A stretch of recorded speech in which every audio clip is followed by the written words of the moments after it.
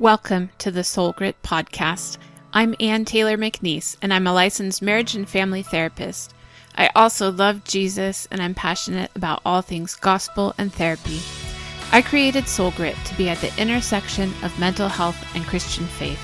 Christ followers need a place to ask questions and get answers about mental health. Join me as we dive into real stories and real questions from people who want to honor God with their hearts, souls, and minds.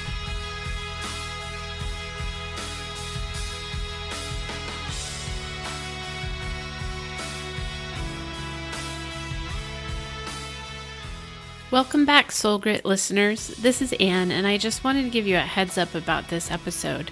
My guest today is Nicole Devereaux, and besides being a really interesting conversationalist, she also leads an adventurous life, meaning she lives in an RV, and we did this recording outside a public library. She was in Colorado, and I was here at home, and so some of the audio is not exactly up to par. There's a few times where her connection went out a little bit. So I just wanted to give you that heads up that you're going to have a real treat with this episode, as long as you can bear with a couple of the warbly sounds from when that Zoom connection is incomplete. So enjoy this conversation. You're going to learn so much. I want to welcome everybody back to the Soul Grit podcast. I'm Anne, and today I'm here with my friend Nicole Devereaux.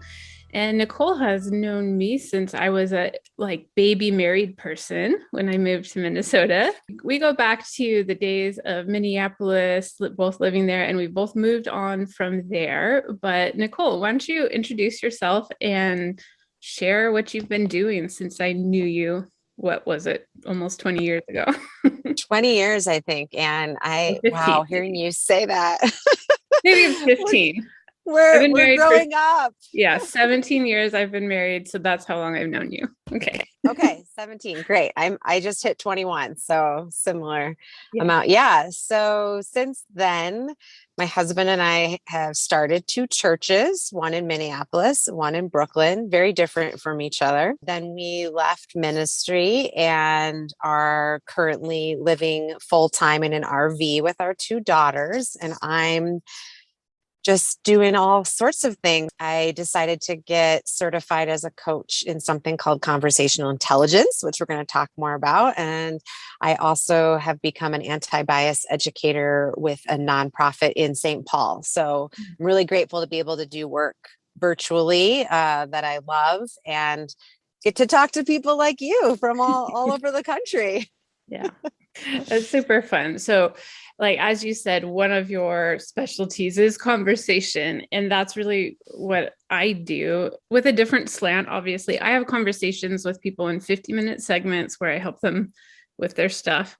And then I get to have this podcast where I get to talk to people for varied amounts of time, usually virtually on a screen, where we just get to talk about interesting stuff. So I'm really happy that you're here. And we're going to talk about some of the nuances of what makes a good conversation, what makes you a good listener, how can you really tune in and have empathy for people. You're going to teach me about this, and then and our listeners. Yeah. And then thank you. If we can get into some anti-bias stuff, I think that would be really great too for our listeners, but that may be a whole other podcast. So let's just see where it goes here. We're kind of, I told Nicole we would be just spitballing here. So we're just having a conversation. So Nicole, why don't you just tell us, what is CIQ, or conversational intelligence? What is that? Great. So CIQ was developed by a woman named Judith Glazer, who has since passed on, which I like to mention because I feel really privileged that I had the opportunity to learn from her before her passing. She was a organizational anthropologist. So she kind of went into big corporations. I mean, this is based in New York City. So you can imagine the types of businesses that are in New York. She was in there and she studied how they worked. And she started making connections between amazing company culture and neuroscience. And she developed conversational intelligence through neuroscience research that really just asks the question, what happens in our brains when we have conversations with other people? And then, of course, all the things that go around it. What happens when we have a bad conversation? What happens when we have a good conversation? What makes a good or a bad conversation from a brain perspective, right? Mm-hmm. And then how does that filter into the relationships that are developed? And so her kind of tagline was, everything starts with a conversation, and the quality of our conversations determines the quality of our relationships, which then determines the quality of all the work that we do in the world. I'm getting really excited about you talking about this, like the neuroscience part and the connection part. And I can even see like God created our whole world with a conversation, right? Yeah. Like, let's get this thing started. Let there be light, you know? Words are powerful. Yeah. I'm seeing the tie-in both to like what I do as a therapist, what we believe as Christians, and then just like wanting to have quality relationships and work. So keep going. I'm excited. Yeah. Well, I was going to say, so something that was quoted a lot in my time studying with Judith was there was a study done by Stanford University that found that 9 out of 10 conversations fail. And what they meant by that was that the two parties did not walk away both feeling like the conversation was a success, right? And so the whole kind of heart behind CIQ is, what if we could change that number? Because if you think about it, if you think, gosh, 90% of the conversations that I have with people aren't really landing or having the impact that I want them to have, it's kind of depressing, you know, because we talk to people all the time, you know, like our spouses, our coworkers, our children, the cashiers at the grocery store, you know, all the conversations that we're having. So it for me, I think that and this wasn't the question you asked me, but for me, I got really passionate about CIQ because being in ministry and being married and being a parent, it's so important to me that I connect with people. And if I can't have a successful conversation, then I can't connect. And if I can't connect, then we're all missing out. You know, I'm not learning and growing. I'm not helping other people learn and grow. So yeah. Well, I'm thinking about how this episode is going to be airing right after the series on church hurt. And think about how many of those situations where people felt like a pastor didn't listen, or an elder didn't listen, or the parishioners didn't listen, or you couldn't say what you needed to say, or that there was a disconnect, and how many of those hurtful situations could be avoided if you're just having like real effective, successful conversations, right? 100%. Yeah. I mean, you obviously, as a therapist, you do a lot of listening to people and hearing their hurt. And so much of hurt, in my experience, I've gone to therapy many times in my life, and so much of hurt, really, a lot of it does come down to misunderstanding. So not just miscommunication, but feeling misunderstood, or feeling like I can't get what I'm trying to say across to somebody else, or they don't care about what I'm saying, right? So there's something on the other person's end. So definitely, the more that I dig into CIQ and just healthy conversations in general, the more I realize that we aren't taught. We really aren't taught the skill of being able to engage with people in a way that is positive and productive and creative and collaborative and connecting. And what a shame. Like, that's what we spend most of our life trying to do. So why is this skill not more widely taught? So when did you go through this training? I went through the training in 2017. It was a year long. Okay. So like 4 years ago. So your kids were elementary, middle school at that age? Both elementary. Yeah. My oldest one is 13 now, and my younger one is 9. So 4 years ago is 9 and 5. Okay. So I'm guessing that as a parent going through this training, you were like, oh my gosh, I need to teach my kids. So yes. And I'm sure like it's probably similar with the kids of a therapist, you know, like there's some certain nuances that are different there, but how did you go about bringing this into your family? Yeah, good question. So I I've never actually said to my husband or my children, this is conversational intelligence. So they would not be able to parrot back to you what it was that I was seeping into our conversations. But I think that one way, and one of the tenets of conversational intelligence, is leading with curiosity. So really, rather than letting my own opinions and my own beliefs drive a conversation or drive the way that I'm listening to somebody, there's been a huge shift for me where the driving force is curiosity. I just want to ask questions, and I just want to really try to dig as deeply as I can into what the other person is trying to say. Mm-hmm. So I would say in our home, question asking is a major value.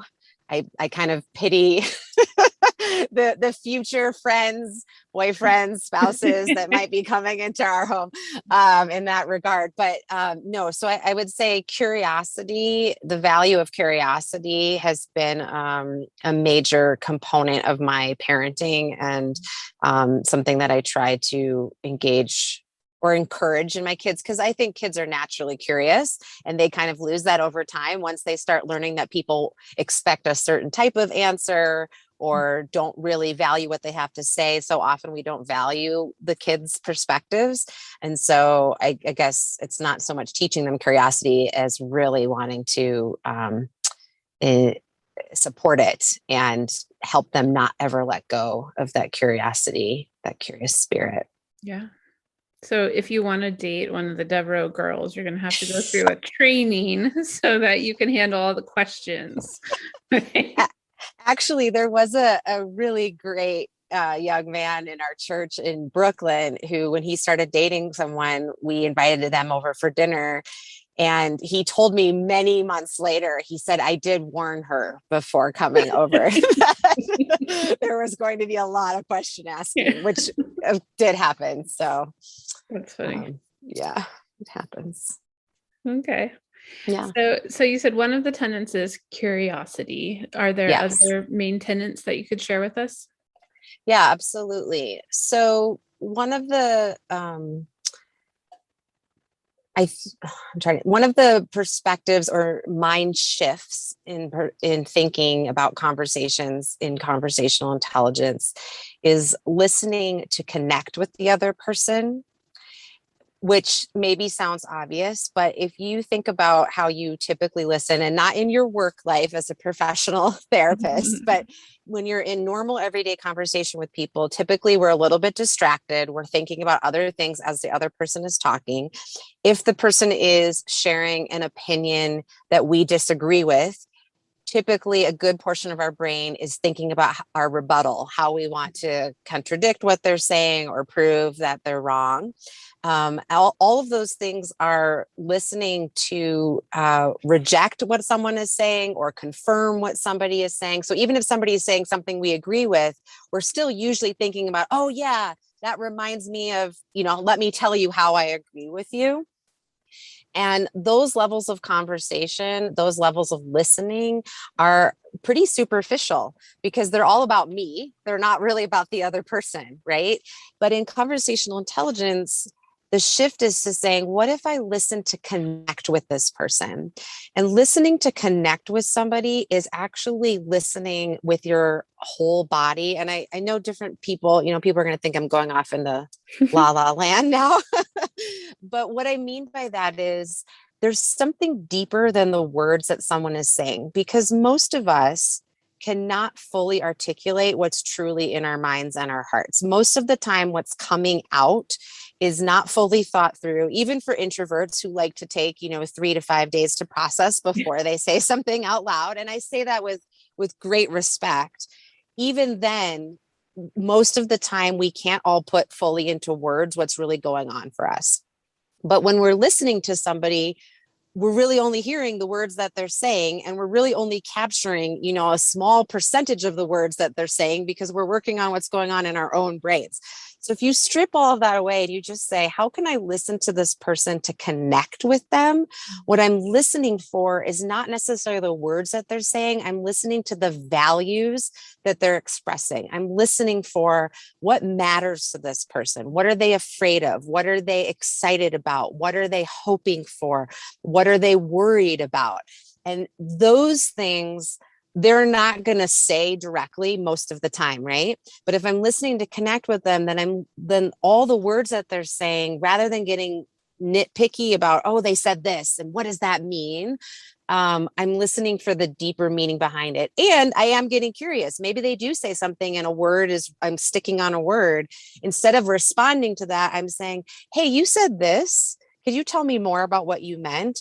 And what I've found, and you've probably noticed this in therapy too, is when you ask somebody to kind of pause and reflect on what they've just said, sometimes what they say again is not even the same as what they said the first time, because they've had a chance to say, did I really mean that? Right? Did I really want that to be communicated?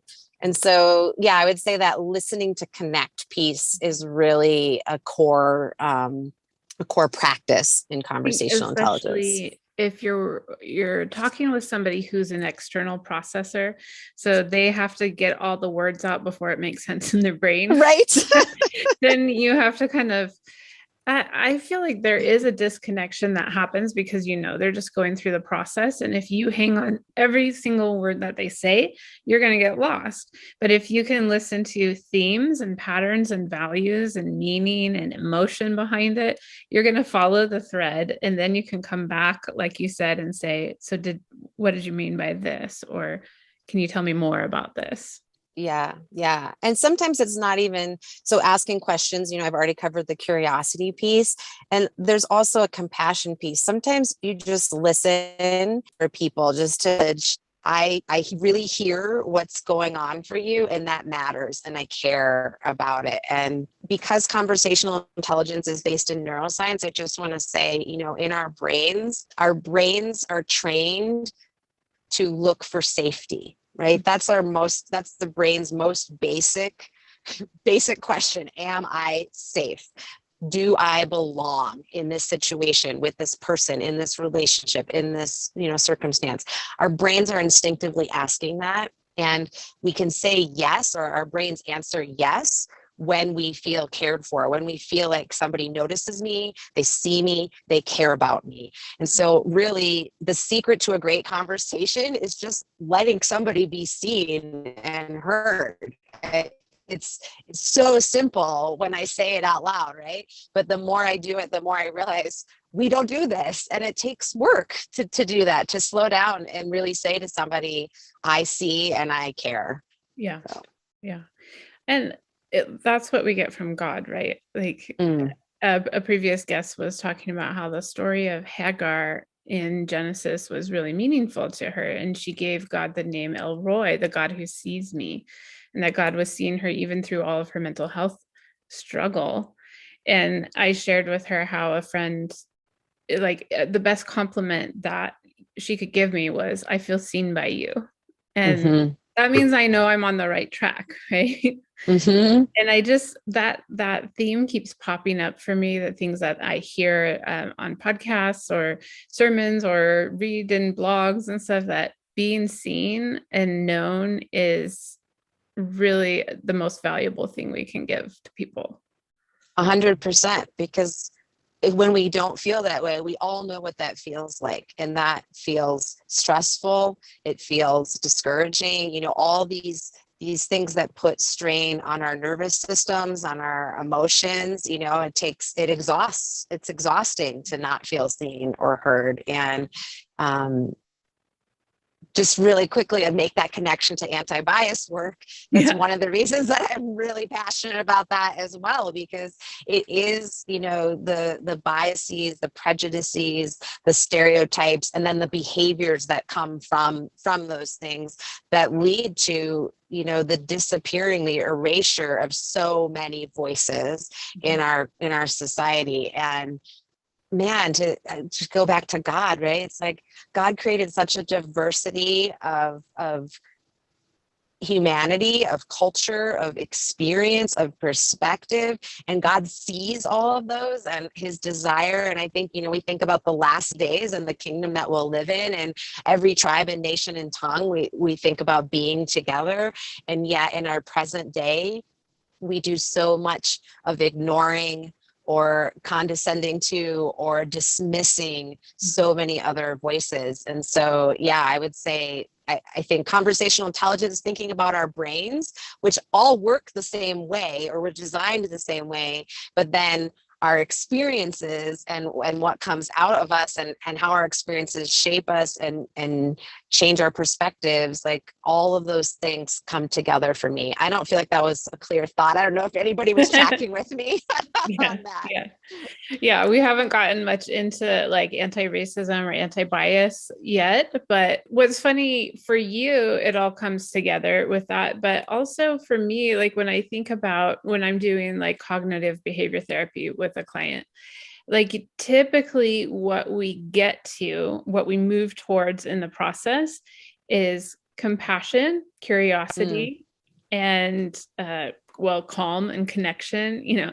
Like those are the things that we're working towards getting to by doing that therapeutic process. And you're saying those are the same things that we can offer each other in conversation. So like it all ties together. Or even if you look at like an attachment theory basis, having secure connection, secure attachment, having safety is the basis for healthy relationship, and you have that with your caretakers as an infant, then you're able to form that with others in your adult life. And like it all ties together, which just reinforces that, yeah, God did create all of this. And There's a plan.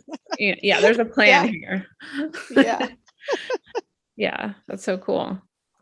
Was there any other like main part of conversational intelligence that you wanted to share? It's a good question. There's so many things. Sorry, like I have all of these visuals flashing through my brain and thinking Uh-huh. about different workshops and things like that. I think that I just want to stress that the better we understand our own needs and we ensure that our needs are taken care of, which keeps us calmer, which keeps us more connected and compassionate for ourselves, I think the better we are able to offer that to other people.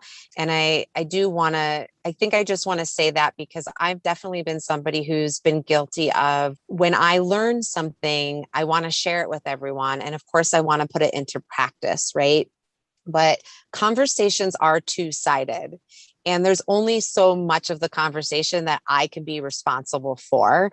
And it's been a learning journey for me to realize that I can bring in all the conversational intelligence tools, restorative justice tools, nonviolent communication is another process that I work through.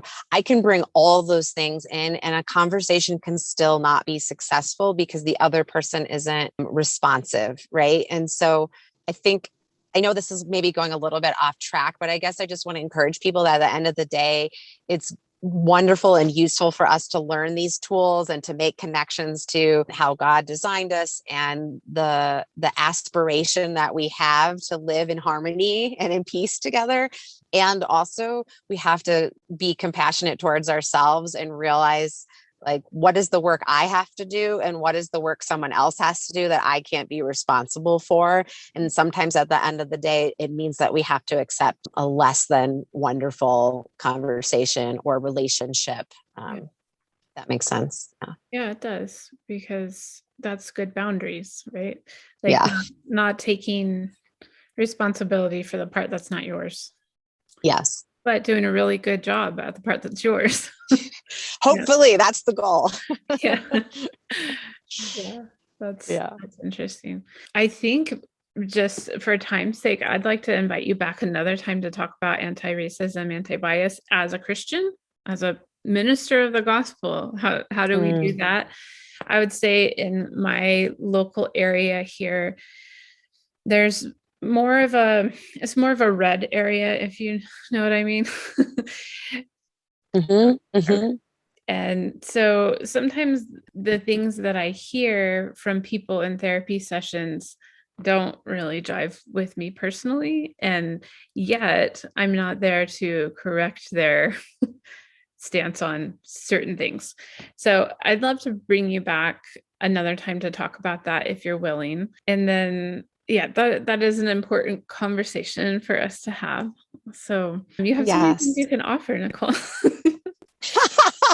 Well, I talk a lot. It doesn't mean that I'm always bringing value to the conversation, but I have a lot to say. Yeah, So, same here. Okay, so if somebody wants to get more invested in conversational intelligence, like where do they get started?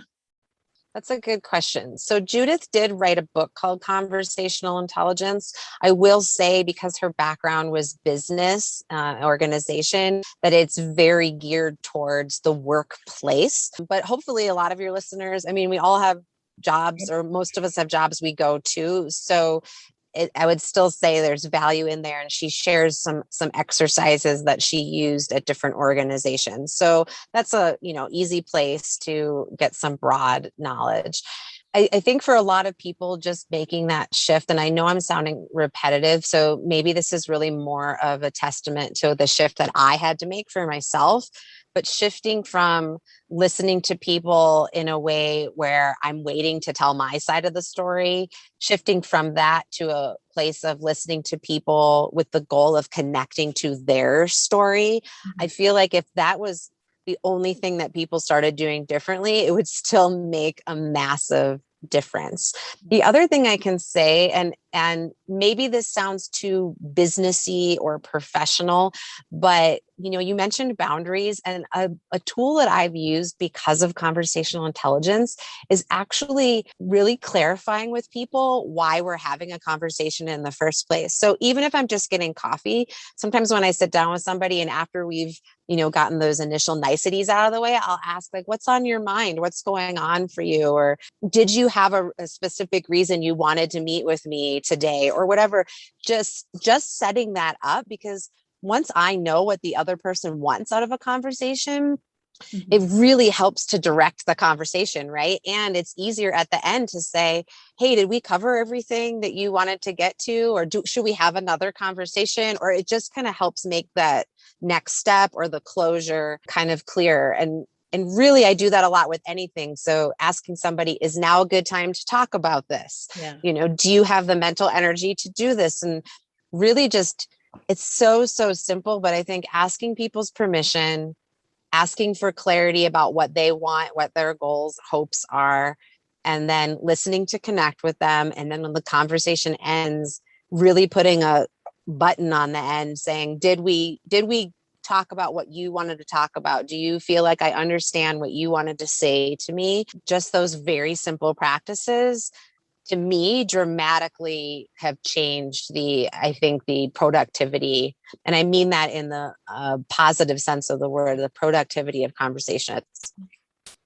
Was that helpful? Yeah, because sometimes the purpose of the conversation is connection. Yeah. If I didn't invite you to come on the podcast and you were driving your RV through Southern California, I might just call you to connect with you just because I want to catch up. And like that's an okay purpose for the conversation. 100%. Right? Yeah. Yeah. So, and I'm thinking about conversations we have like with our spouses. Like sometimes you're just going through what happened during the day or what bills you got to pay or things like that. But to clarify, even like with your partner, I need just some time to connect with you. Tell me what feelings and thoughts you've had today, which is really hard for some people. It is. And, I think what's interesting about conversations, I feel like I've been talking a lot about the listening side of conversations, but on the speaking side of conversational intelligence, I do think the more that I just ask for what I need and say what's going on for me, the more that I'm willing to be vulnerable and honest, the more successful the conversation tends to be, because then I'm really putting the ball in the other person's court to make a choice to say, yes, I can meet you with what you're asking for, or no, I can't. And even if I wish the answer was yes, I would so much rather have somebody say no and then not go down a path that would have been probably a harmful conversation. I think that's the speaker side of conversational intelligence is being willing to be more vulnerable and honest about what I need, what I want, what I hope, and sharing that with the other person. Then it makes it, at least I feel like it lays the foundation for, this is where I hope to go. And if you want to go with me, then let's try. And if you don't want to go with me, then I've saved myself the pain of trying to drag you along. Yeah. Right. Yeah. Because like putting yourself out there is labor in itself. And so if you lead with all of your needs and expectations and feelings, and the person's like not in a place to hear it at the moment, then you get disappointed, resentful, discouraged. So, Mm-hmm. yeah. Mm-hmm. So that's And really, let's just be honest too, in my experience, so I can't put like a research or statistic behind this, but in my experience, a lot of people actually don't know themselves very well. So even when we are vulnerable and honest with somebody, they might think that they can have that conversation with you, and then it turns out that they can't. And for me personally, sometimes that's more harmful because I thought it was a yes. And so then I'm like, fully sharing myself, and then it turns out, oh no, like they can't handle it, or they weren't ready to go there, or they, whatever the negative responses from the other person. And so again, at the end of the day, I think, like you said, there's compassion as well. There's the grace of being able to say, like, this didn't work, and we need to kind of let that go and walk away. And also, I mean, you did a church hurt conversation, so there's also healing, and not just church hurt, right? Any harm, any trauma, it's a whole other conversation. right? Yeah, I'm thinking So right now that maybe I should do another episode about like when you note in your body that the conversation isn't going well. And so there are like physiological signs that happen. So mm-hmm. I'll do something else, and then we'll talk about how you can close that part of the conversation with the promise of reopening it to resolve it at a different time if you've become flooded and you've got Mm-hmm. fight or flight going on, some of those things. So yeah, Mm-hmm. I'll do a different episode about that. Good. Well, because that's another piece of skill building. I don't think that for the most part, we're taught to trust our bodies. And I think about, so my husband and I, and you know this a bit, Anne, but my husband and I have had a very volatile relationship in terms of, we fight hard, right? We are both external processors. We are both strongly opinionated. And we've had very, very, very, very ugly fights. And so we've done a lot of apologizing to our children, where we go to them after our fights and we give them a space to process, how are you feeling, when you heard us arguing like that? And our kids have said scared or sad, or, whatever the feelings are. And we've affirmed them and said, that's normal, and that it makes sense that you would feel that way.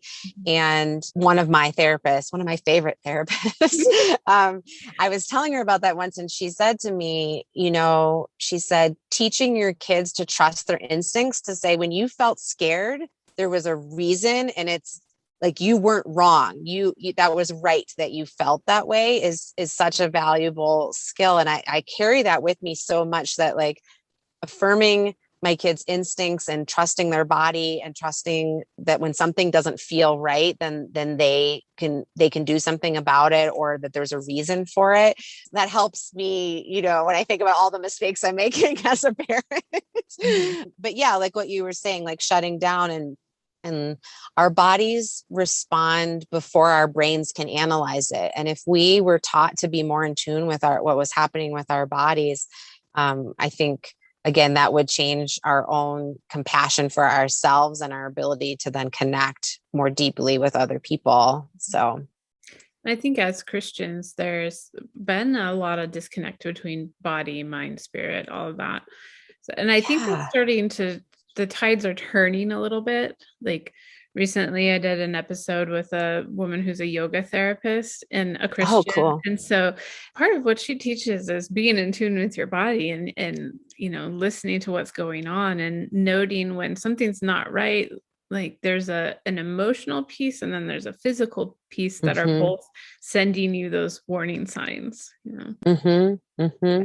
Yeah, cool. Yeah. Yeah. Okay. Well, I feel like we should probably wrap up, even though I have like 13 other conversations I could have with you. But for the sake of the listeners to be able to process through what we've been talking about. One more question before we get there.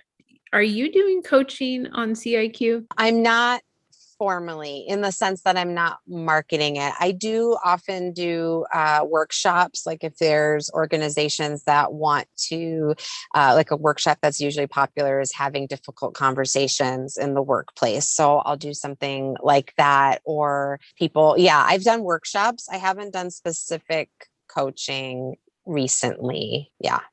But thanks for asking. And if people wanted to hear more from you, is there a place that you exist on the web or the social media? I think LinkedIn might be the best place because I try to keep that updated about the different jobs I have and the different things I'm interested in. So it's the easiest place to kind of see what I'm up to and then, easily connect with me. Thank you. Great. Okay, last question. Here's the wrap up. What are you doing for soul care? Yeah. So because we live in an RV, most of the time, depending on where we're camped, I get up much earlier than my family and I will take a hike in the morning. And I use this app called Pray As You Go, which is based in England, I think, because I think it's based in England or was developed there. And there's a song and a scripture that's read, and then there's questions to meditate on. But what I love about this app is they'll ask a question and then there'll be a lot of silence where they're just letting you meditate or pray or whatever it is you want to do in that silence. They're not just like rolling off the questions. Mm-hmm. So I'll typically do that app and then I'll finish like on my own with a worship song or something while I walk through, whatever beautiful piece of nature I'm in that day. So that's beautiful. Mm-hmm. I've never heard of that app. So thanks for sharing that. Yeah. It's good. Good. Okay. Mm-hmm. Okay. Well, I just want to thank you for taking time out to have this conversation and for the friendship that's 17 years old now. Yeah. In different spots of connections over the years. So, and blessings on your next RV journey. Thanks so much, Anne. I appreciate it. The Soul Grit podcast is a production of Soul Grit Resources. You can find more at soulgritresources.com or on the socials at Soul Grit Resources. You can email me at info@soulgritresources.com.